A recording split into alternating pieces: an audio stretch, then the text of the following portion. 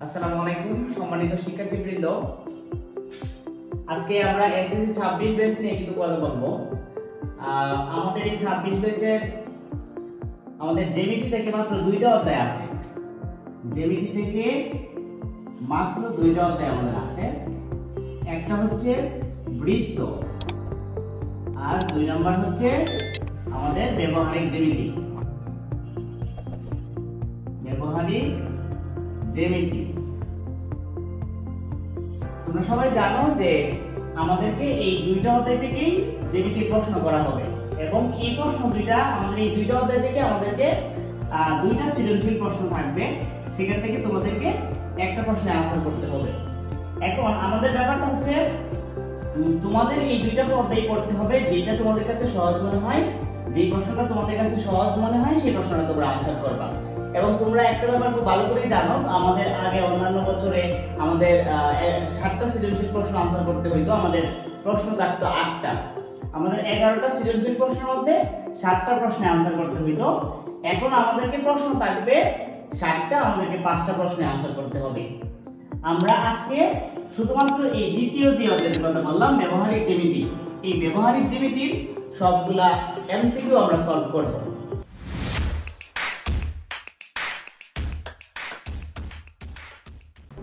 তাহলে শিক্ষার্থীরা চলো আমরা 7.1 এর সব এমসিকিউ সমাধান করা শুরু করি।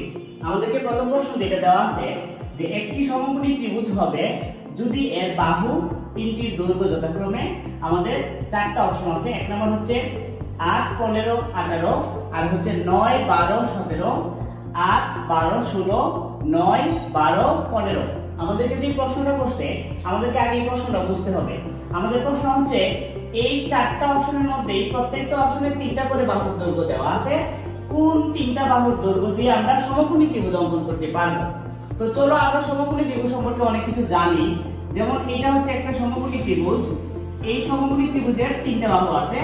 এই ধরো আমরা এটাকে নাম দিলাম যে এ বি সি। এখানে আমাদের 3টা বাহু আছে, একটা হচ্ছে এ বি বাহু, একটা হচ্ছে বিসি বাহু, আর একটা হচ্ছে এসি বাহু। তো আমাদের এই বাহুটার জায়গায়, এই 3টা বাহুর জায়গায় আমাদের কোন মানগুলো বসাইলে আমরা একটা সমকোণী ত্রিভুজ পাবো।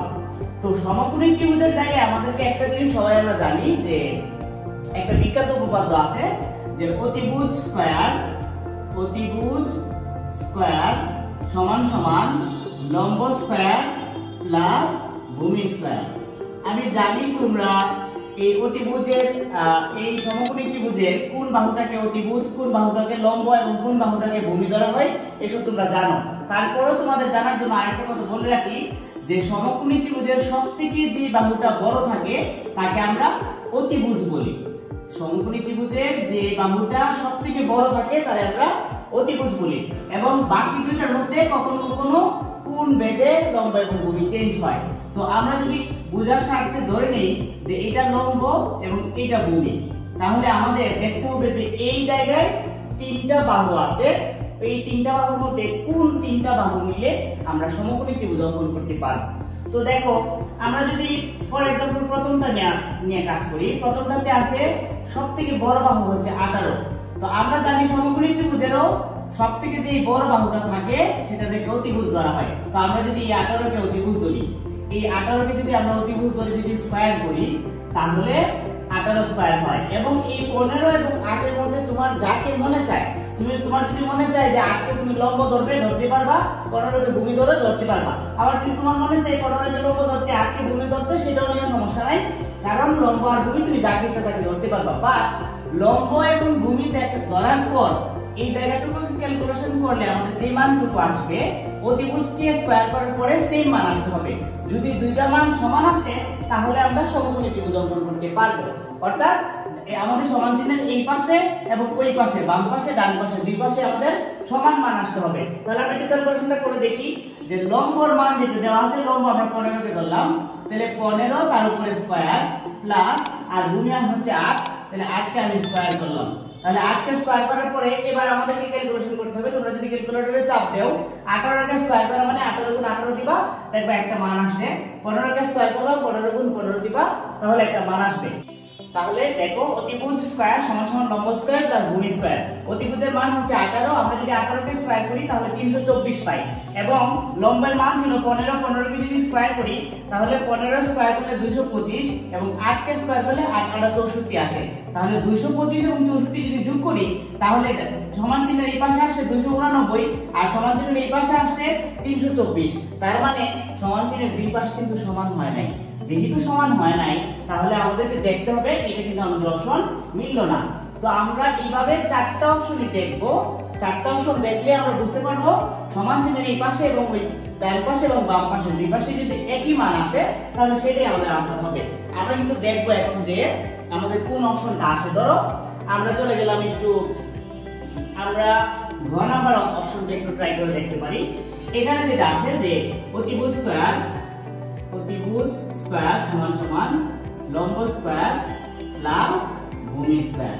আমরা যদি এই অপশনটাকে ট্রাই করি তাহলে একবার দেখো এখানে সবথেকে বড় মান হচ্ছে 15। তো আমরা 15 কে যদি অতিভুজ ধরি তাহলে 15 স্কয়ার হয়, এবং লম্ব ধরলাম আমরা 12 কে, তাহলে 12 স্কয়ার প্লাস আর ভূমি হচ্ছে 9 স্কয়ার। এবার দেখো 15 কে যদি আমরা স্কয়ার করি তাহলে 15 গুণ 15 দিবা তোমরা, তাহলে ক্যালকুলেটরে একটা মান আসবে। তাহলে 15 গুণ 15 করবা, আর এই 12 কে স্কয়ার করলে কত আসে? 12 কে স্কয়ার করলে আমাদের আসে হচ্ছে 15 কে স্কয়ার করলে 225 মানে 225 আসে, এবং 12 কে স্কয়ার করলে 144 আসে। আবার 9 কে যদি আমরা স্কয়ার করি তাহলে 9 9 81 আসে। তাহলে এই পাশে 225 থাকতেছে, আমাদেরকে যদি এই পাশে 225 চলে আসে তাহলে আমাদের এটাই आंसर। তাহলে আমাদের দেখতে হবে 144 কে আমরা 144 এর সাথে 81 আমরা যদি যোগ করি তাহলে 225 আসে। তার মানে এই পাশ আর এই পাশ সমান। এই যে উপপাদ্যটা মানে অতিভুজ স্কয়ার সমান সমান লম্ব স্কয়ার প্লাস ভূমি স্কয়ার, যদি এই উপপাদ্যটা মানে যে মানবে, যদি আমাদের প্রথম অপশনটা যদি মানতো তাহলে প্রথমটা आंसर হইতো, দ্বিতীয়টা মানলে দ্বিতীয়টা आंसर হবে, তৃতীয়টা মানলে তৃতীয়টা आंसर হবে। বাট আমাদের এই তিনটার কোনটাই মানে নাই, মানছে গ নাম্বার, এজন্য আমাদের आंसर হবে গ। এখন একটা জিনিস বোঝার চেষ্টা করো, আমরা এই এমসিকিউটা কি রকম ভাবে করছি। এরকম টাইপের এমসিকিউ আর অনেকগুলো আসছে বোর্ডে, তোমরা দেখবা। আমরা সবগুলোই ট্রাই করে আমরা সবগুলো এখানে आंसर করাবো। তোমরা একটু ভালো করে খেয়াল করে দেখবা যে এখানে তিনটা বাহুর মান দেওয়া ছিল, যেই বাহুটার দৈর্ঘ্য সবথেকে বেশি আমরা তাকে অতিভুজ হিসেবে ধরছিলাম, এবং বাকি যে দুইটা বাহু ছিল সেটার মান কম বেশি যা ইচ্ছে হোক তোমার লম্ব এবং ভূমি ধরে নিতে পারবা। ছোটটাকেও তুমি লম্ব ধরতে পারবা, বড়টাকেও তুমি লম্ব ধরতে পারবা। বাট এই তিনটা বাহুর মধ্যে যে বাহুটা সবথেকে বড় তাকে অবশ্যই তোমাকে অতিভুজ হিসেবে ধরতে হবে। তাহলে আমাদের এই উপপাদ্যটা মনে রাখতে হবে যে অতিভুজ স্কয়ার সমান সমান লম্ব স্কয়ার প্লাস ভূমি স্কয়ার। তাহলে অতিভুজের মান হবে সবথেকে বড় বাহুর মানটা হবে অতিভুজের মান, আর বাকি দুটাকে আমরা যেমন ইচ্ছে ধরে নিতে পারবো লম্ব এবং ভূমি। তাহলে সবাই বুঝতে পারছো আশা করি। তাহলে শিক্ষার্থীরা আমরা একটা এমসিকিউ সলভ করছি এতক্ষণ সময় নিয়ে। এবার আমরা 2 নম্বরে আসছি। আমরা 1 নম্বরটা যদি খুব ভালো করে বুঝে থাকি তাহলে আমরা 2 নম্বরটা খুব সহজে आंसर করতে পারবো। দেখো কি লেখছে, তিনটি বাহুর দৈর্ঘ্য দেওয়া থাকলে নিচের কোন ক্ষেত্রে সমকোণী ত্রিভুজ অঙ্কন করা সম্ভব। আমাদেরকে একটা জিনিস খুব ভালো করে মনে রাখতে হবে, যদি সমকোণী ত্রিভুজ বলে তাহলে আমাদেরকে অতিভুজ স্কয়ার সমান সমান লম্ব স্কয়ার প্লাস ভূমি স্কয়ার, এই উপপাদ্যটা আমাদেরকে খুব ভালো করে মনে রাখতে হবে। এটা যদি আমাদেরকে এই উপপাদ্যটা যদি আমাদেরকে মনে রাখতে পারি তাহলে আমরা সমকোণী ত্রিভুজের ক্ষেত্রে আমরা সমকোণী ত্রিভুজ অঙ্কন করা সম্ভব কি সম্ভব না সেটা জানতে পারবো। আমি কি বলছিলাম নিশ্চয়ই তোমাদের মনে আছে যে এখানে অতিভুজের মান বসানোর পরে এবং লম্ব এবং ভূমির মান বসানোর পরে যদি সমান চিহ্নের ডান পাশে এবং বাম পাশে দুই পাশে যদি মান সমান আসে সেই ক্ষেত্রে সমকোণী ত্রিভুজ অঙ্কন করা সম্ভব। ঠিক আছে, তাহলে আমরা চলো একটু ট্রাই করে দেখি। ধরো আমরা 1 নম্বরটা নিলাম। 1 নম্বরের অতিভুজের মান হচ্ছে সবথেকে বড় যে বাহুটা থাকবে তাকে আমরা অতিভুজ হিসেবে নিব।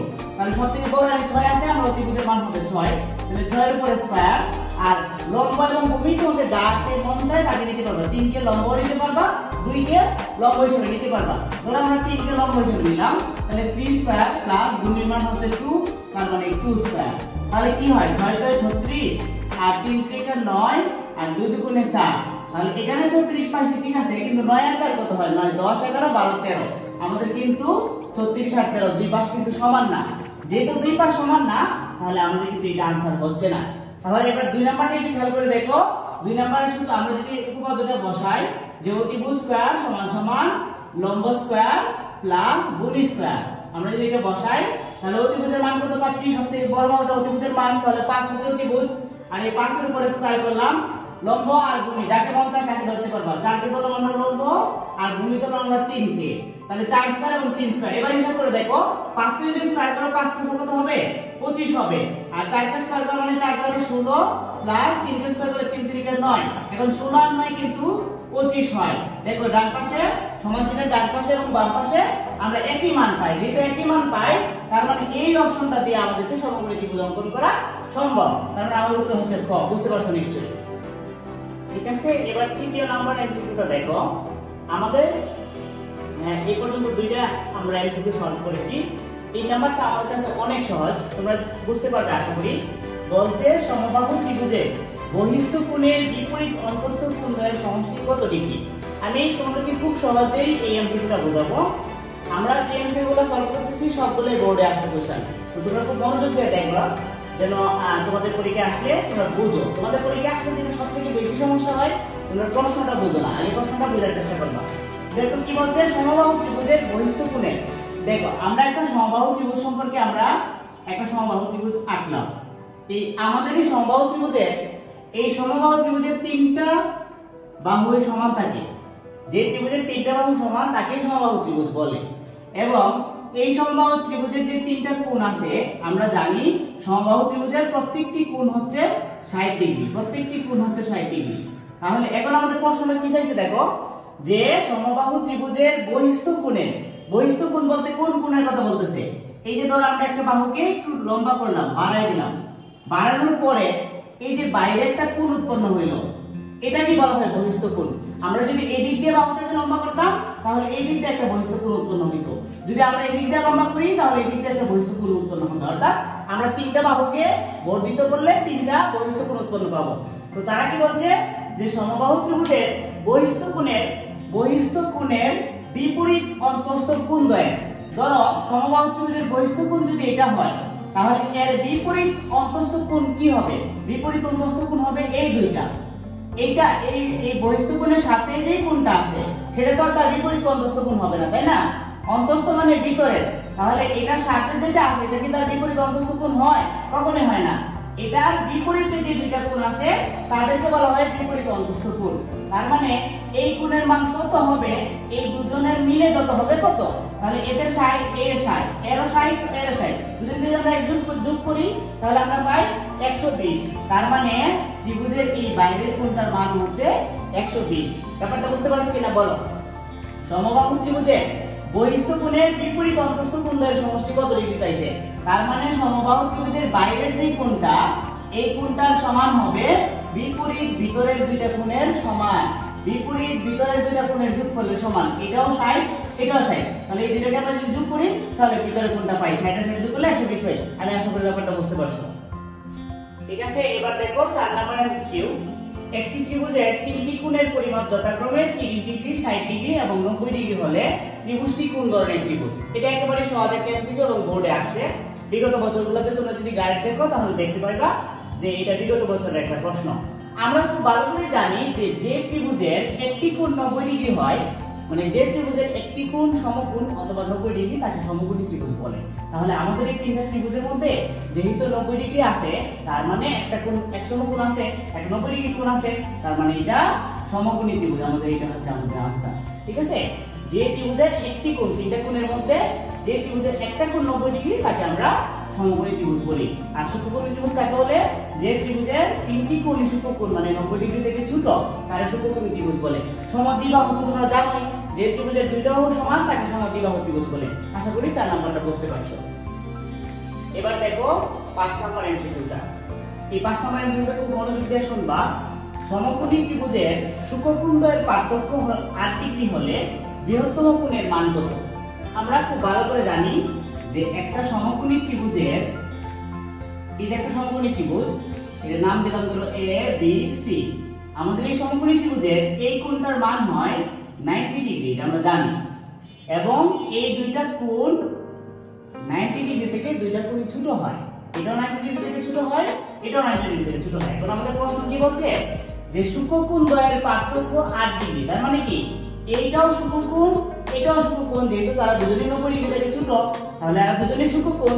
এরা দুজন সূক্ষ্মকোণ বলেই বলছে যে এদের পার্থক্য 8 ডিগ্রি। তার মানে এই দুইটা কোণের পার্থক্য কত ডিগ্রি? 8 ডিগ্রি। এবং আমাদেরকে জিজ্ঞাসা করছে বৃহত্তম কোণের মান কত। তার মানে এই দুজনের মধ্যে একজন তো বড় আছে অবশ্যই, তাই না? একজন ছোট একজন বড়। এই বৃহত্তম কোণ মানে বড় জনের কোণের মান কত, বৃহত্তম কোণটার মান কত সেটা জিজ্ঞেস করছে এবং বলে দিয়েছে যে এই দুইটা কোণের পার্থক্য হচ্ছে 8 ডিগ্রি। আচ্ছা, এখন বোঝার চেষ্টা করো। ধরো আমরা তো জানি না এই কোণ এবং এই কোণ কার মান কত, কিছুই জানি না আমরা। এই দুইটা কোণের মধ্যে কোন কোণের মান আমরা জানি না। আমরা ধরলাম যে এই কোণটা হচ্ছে x ডিগ্রি। হ্যাঁ, আমরা এটা ধরে নিলাম যে x ডিগ্রি। তাহলে তোমরা বলো এই কোণটার মান কত হবে? এই কোণটা যদি x ডিগ্রি হয়, এই কোণটার মান হবে 90 ডিগ্রি মাইনাস x। কেন হবে? কারণ এই দুইটা যদি যোগ করি তাহলে কিন্তু অবশ্যই 90 ডিগ্রি হবে। হ্যাঁ, সেটা হতে পারে এখানে 50, এখানে 40, এখানে 60, এখানে 30, বাট দুটো যোগ করলে তো 90 হবে। যেহেতু 90 হবে, তার এটা যদি x ডিগ্রি হয়, এটা হবে 90 ডিগ্রি মাইনাস x। কেন হয়? বলো, আর ভালো করে বুঝাই দিই। তুমি মনে করো যে এই কোণটার মান পাইলা 5 ডিগ্রি। কত পাইলা? এই কোণটার মান পাইলা 5 ডিগ্রি। তাহলে এই কোণটার মান কত হয় এটা কিভাবে বের করবা? দুইটা মিলে তো 90 তুমি জানো। দুইটা মিলে কত? 90 তুমি জানো। তাহলে এটা যদি 5 হয় এটা কত হবে? 85 হবে। এটা যদি 5 হয়, দুইটা মিলাই যদি 90 হয়, তাহলে এই কোণটার মান কত হয়? 85 হয়। কি হয় 85 টা হয়? আমরা 90 ডিগ্রি থেকে এই 5 ডিগ্রিটাকে মাইনাস করি, তখন আমরা 85 ডিগ্রি পাই। হ্যাঁ, তখন আমরা 85 ডিগ্রি পাই। এখন আমাদের এই জায়গায় যদি x ডিগ্রি কোণটাকে ধরি, কোণের মান যদি আমরা x ডিগ্রি ধরি, তাহলে এটার মান কত হবে? 90 degree minus x। 90 degree minus x হবে। তাহলে আমরা এটার এই কোণের মান পাইলাম x ডিগ্রি, আর এই কোণটার মান পাইলাম 90 ডিগ্রি মাইনাস x। তাহলে এবার কি হয় দেখো, এবার আমাদের এই দুইটা কোণের পার্থক্য বলছে কিন্তু 8 ডিগ্রি। তার মানে কি? এই যে 90 ডিগ্রি মাইনাস x, এই কোণটা আর এই কোণটা হচ্ছে আরো x। এদের দুজনের এটা একটা কোণ আর এটা একটা কোণ, এদের দুজনের পার্থক্য কত ডিগ্রি বলছে? 8 ডিগ্রি বলছে। তাহলে এবার দেখো এখানে কিন্তু 90 ডিগ্রি 90 ডিগ্রি আছে, মাইনাসে মাইনাসে কিন্তু চিহ্ন মাইনাসই থাকবে এবং এদের অক্ষর দুটো যোগ হয়ে যাবে, x আর x 2x হবে। তাহলে 2x এর মান কত ডিগ্রি পেলাম? 8 ডিগ্রি পেলাম। এবার দেখো এই মাইনাসের 2x যদি আমি ওই পাশে সরাই দেই, তাহলে এই পাশে 90 ডিগ্রি থাকে আর এই প্লাসের 8 ডিগ্রি এই পাশে চলে আসে, ওই পাশে চলে গেল 2x, এটা মাইনাস চলে ওই পাশে গিয়ে প্লাস হয়ে গেছে। তাহলে এখন যদি আমি 90 ডিগ্রি থেকে 8 ডিগ্রি মাইনাস করি, তাহলে আমার আসে 82। 82 কার মান আসে? 2x এর মান 82 আসে। তার মানে x এর মান কত আসে? 2 এই পাশে আসলে ভাগ হবে, তাহলে 82 সাথে তুমি 2 ভাগ করো, তাহলে x এর মান কত আসে? 82 থেকে তুমি যদি 2 ভাগ করো, তাহলে x এর মান আসে আমাদের 41 ডিগ্রি। 41 ডিগ্রি আসে মান। তো এখন তুমি একটা জিনিস খেয়াল করো, আমাদেরকে কিন্তু বৃহত্তম কোণের মান চাইছে। এই দুইটা কোণের মধ্যে যে সবথেকে বড় তার মান চাইছে। তো ধরো একটা কোণ যদি x এর মান যেহেতু 41 পাইছি, তার মানে এটার মান হচ্ছে, এই কোণটার মান হচ্ছে 41 ডিগ্রি। তাহলে এই কোণটার মান কত হবে? এই 90 ডিগ্রি থেকে x মাইনাস করো, x এর মান তো 41 ডিগ্রি পাইছোই, তাহলে 90 ডিগ্রি তার দিকে চলে গেল 41। তাহলে কত থাকে? 90 ডিগ্রি থেকে 41 চলে গেলে আমাদের 49 ডিগ্রি থাকে। তার মানে এই কোণের মান হচ্ছে 49 ডিগ্রি। তাহলে বৃহত্তম কোণের মান কত হবে? এই যে 49 ডিগ্রি হবে। দেখো ব্যাপারটা বুঝতে পারছো কিনা? তাহলে এবার দেখো আমরা 5 নম্বর এমসিকিউটা যেভাবে করাইছি ঠিক তার মতো করেই আরেকটা একই নিয়মের 6 নম্বর এমসিকিউ নিয়ে আসি। সমকোণী ত্রিভুজের সূক্ষ্মকোণদ্বয়ের পার্থক্য 5 ডিগ্রি হলে ক্ষুদ্রতম কোণের মান কত? তোমরা যদি আমাদের আগের 5 নম্বর এমসিকিউটার দিকে তাকাও, তাহলে আমাদের প্রশ্নটা এরকম ছিল যে বৃহত্তম কোণের মান কত। এবার আমাদেরকে চাইছে ক্ষুদ্রতম কোণের মান কত। আমরা যদি বুঝি তাহলে দুটো এমসিকিউ একই রকমের। চলো আমরা একটু বুঝাই দিই।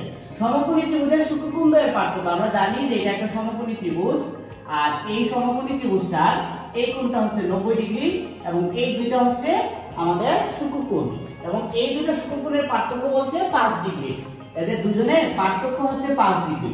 তো আমরা আগের এমসিকিউতে শিখছি যে এই কোণটাকে যদি আমরা x ধরি, তাহলে এই কোণটাকে ধরতে হয় কি 90 ডিগ্রি মাইনাস x, এবং আমরা বলছি এটা কিভাবে হয়।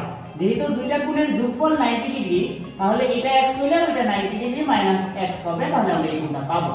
তো এখন এদের এই দুইটা কোণের এই x কোণ এবং 90 ডিগ্রি মাইনাস x কোণ, এই দুইটা কোণের পার্থক্য বলছে 5 ডিগ্রি। তার মানে কি? তার মানে হলো একটা কোণ হচ্ছে এই যে 90 ডিগ্রি মাইনাস x, এটা হচ্ছে একটা কোণ, আর একটা কোণ হচ্ছে এই যে x। এদের দুজনের পার্থক্য মানে বিয়োগ, পার্থক্য কত ডিগ্রি বলছে? 5 ডিগ্রি বলছে, তার মানে এখানে হবে 5 ডিগ্রি। এবার খেয়াল করো 90 ডিগ্রির মতো করে 90 ডিগ্রি আছে, মাইনাসে মাইনাসে প্লাস হয়, আমরা মাইনাসের মাঝে চিহ্ন মাইনাসে থাকে কিন্তু সংখ্যা এবং অঙ্কগুলো যোগ হয়, তাহলে আমাদের এখানে 2x হচ্ছে, 2x সমান সমান 5 ডিগ্রি হচ্ছে। এই মাইনাসের 2x যদি সমান চিহ্নের ওই পাশে চলে যায় তাহলে প্লাসের 2x হয়, আর এই প্লাসের 5 ডিগ্রি যদি সমান চিহ্নের এই পাশে চলে আসে তাহলে মাইনাসের 5 ডিগ্রি, আর এখানে আছে 90 ডিগ্রি। এখন 90 ডিগ্রি থেকে 5 ডিগ্রি যদি চলে যায় তাহলে 85 ডিগ্রি থাকে, কার মান 2x এর মান হয় 85 ডিগ্রি।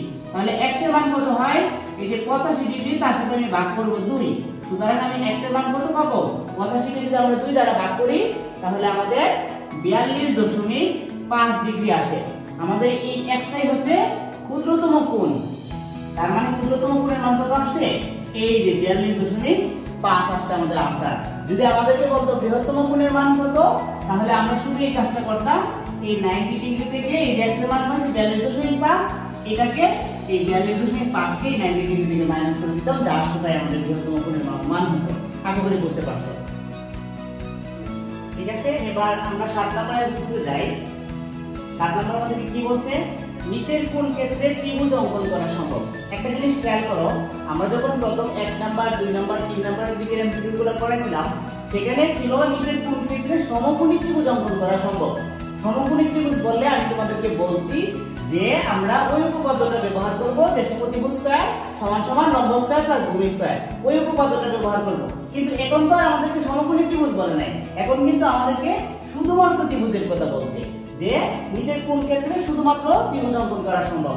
নিচের কোন ক্ষেত্রে শুধু যদি ত্রিভুজের কথা বলে সেক্ষেত্রে তুমি একটা জিনিস খেয়াল রাখবা, যে আমাদেরকে যে জিনিসটা দেখতে হবে যে ত্রিভুজের যে কোনো দুইটি বাহুর যোগফল, যে কোনো দুইটি বাহুর যোগফল 3 নাম্বার বাহু থেকে বৃহত্তম হবে, মানে বড় হবে। এই জিনিসটা আমাদেরকে দেখতে হবে, মানে ত্রিভুজের যে কোনো দুই বাহুর যোগফল তৃতীয় বাহু অপেক্ষায় বড় হবে। যদি এই শর্তটা মানে তাহলে ত্রিভুজ অঙ্কন করা সম্ভব। তাহলে আমরা একটু খেয়াল করি, ধরো এই প্রথমটার ক্ষেত্রে যদি আমরা বলি যে প্রথম দুইটা হচ্ছে 2 আর 3, তাহলে 2 আর 3 যোগ করলে কত হয়, 5 হয়। তো এই 3 নাম্বার বাহুর যোগ 5, তাহলে যে কোনো দুইটা বাহুর যোগফল 3 নাম্বার বাহুটা থেকে কি বড় হইছে, মানে তো সমান সমান হইছে, তাহলে এটা হচ্ছে না আমাদের আনসার।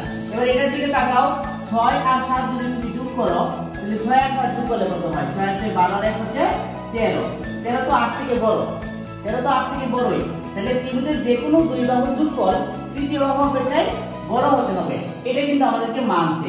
আমরা আরেকটু সামনের দিকে দেখবো, দেখো এই 4 আর 5 যদি তুমি যোগ করো 4 আর 5 কত হয়, 9 হয়, আর 3 নাম্বার বাহু হচ্ছে 10। তো আমাদের বলছিলাম যে তৃতীয় বাহু অপেক্ষায় বড় হবে, তো এই 9 তো ছোট হইছে, বড় কি হইছে, হয় নাই, এজন্য এটা কিন্তু আনসার হবে না। আমরা যদি শেষ অপশনটা দেখি, এই যে দেখো 7 আর 5, 7 আর 5 কত, 7 5 হচ্ছে 12, 12 তো 2 থেকে বড়ই, 12 তো 2 থেকে বড়ই, তৃতীয় বাহু অপেক্ষায় তো বড়ই, তাহলে এটা কেন আনসার হইল না স্যার। দেখো এই যে 7 আর এই 2, এই দুই বাহু তুমি যদি যোগ করো 7 আর 2 কত হবে, 7 আর 2 হবে 9, আর 3 নাম্বার বাহুটা হচ্ছে 5, দেখো 5 থেকে কিন্তু 9 বড়ই আছে, এই দিকেও মানছে। কিন্তু আমরা যদি এই যে 5 আর 2 যোগ করি তাহলে 5 আর 2 যোগ করলে কত হয়, 7 হয়। 3 নাম্বার বাহুটাও কিন্তু 7, 7 থেকে কিন্তু 7 বড় হয় নাই। যদি বড় হইতো তাহলে আমরা এই অপশনটাকে আনসার হিসেবে নিতে পারতাম। তার মানে আমি তোমাদেরকে বোঝাতে চেয়েছি ত্রিভুজের যে 3টা বাহু থাকবে এই 3টা বাহুর মধ্যে যে কোনো 2টা বাহু তুমি নিবা, নেওয়ার পরে যে যোগফলটা তুমি পাইবা ওই যোগফলটা থেকে তৃতীয় বাহুটা ছোট হবে, ঠিক আছে, আর যোগফলটা হবে বড়। যদি এটা হয়, এই শর্তটা যদি মানে, তাহলে ত্রিভুজ অঙ্কন করা সম্ভব। আশা করি বুঝতে পারছো। তাহলে এবার দেখো, আমরা এর আগে এরকম একটা এমসিকিউ করাইছি, আমরা এখন আরেকটা এরকম নিয়ম নিয়ে আসছি যেন তোমাদের বুঝতে সহজ হয়। এখানে বলছে একটা ত্রিভুজের 3টা বাহুর দৈর্ঘ্য দেওয়া আছে, কোন ক্ষেত্রে ত্রিভুজ অঙ্কন করা সম্ভব। তো আমাদের একটা ত্রিভুজের 3টা বাহু থাকে, আমরা বলছি যে কোনো 2টা বাহুর যোগফল তৃতীয় বাহু থেকে বৃহত্তর হবে।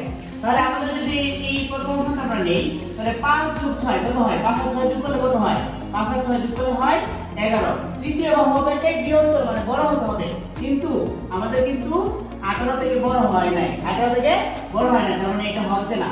এভাবে আমরা যদি 2 নাম্বারটা দেখি, তাহলে 6 আর 7 যোগ করো, 6 যোগ 7, তাহলে 6 আর 7 যোগ করলে কত হয়, 6 6 12 আর 13 হয়। কিন্তু আমাদের 3 নাম্বার বাহু হচ্ছে 19, 19 থেকে বড় হওয়ার কথা ছিল, 19 থেকে বড় হয় নাই, তার মানে এটা আনসার হচ্ছে না।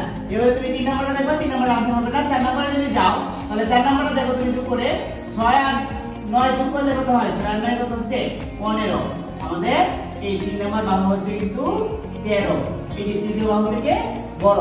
তার মানে একটা ত্রিভুজ অঙ্কন করা, যদি শুধু ত্রিভুজের কথা বলে, সমকোণী না সমবাহু না, যদি শুধু ত্রিভুজের কথা বলে তাহলে আমাদেরকে দেখতে হবে যে তিনটা বাহুর মধ্যে যে কোনো দুইটা বাহুর যোগফল তৃতীয় বাহু থেকে বৃহত্তর কিনা, মানে বড় কিনা। যদি বড় হয় তাহলে ত্রিভুজ অঙ্কন করা সম্ভব। আশা করি বুঝতে পারছো।